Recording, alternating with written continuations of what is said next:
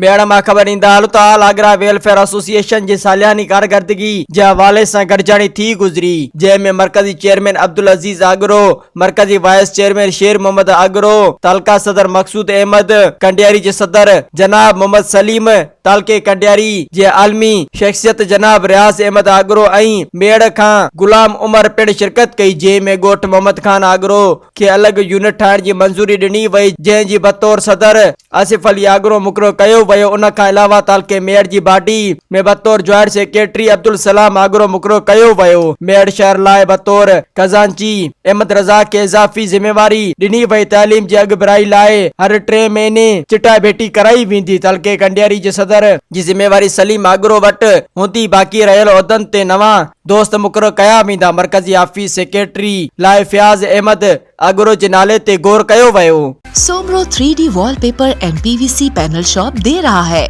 सबसे अच्छी सर्विस, बेहतरीन क्वालिटी के आला मयार वॉलपेपर और सीलिंग खूबसूरत डिजाइन और कलर्स में दस्तयाब है। हर किस्म के PVC वॉलपेपर्स और सीलिंग लगवाने के लिए हमसे राब्ता करें।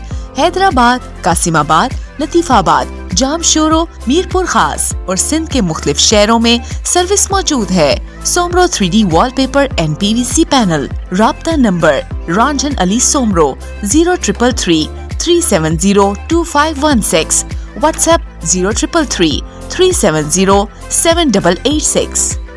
मज़ीद ख़बरनि ऐं तफ़सीलात लाइ विज़िट कयो असांजी वेबसाइट www.awamiNewsHD.com ऐं ॾिसंदा रहो अवामी न्यूज़ HD।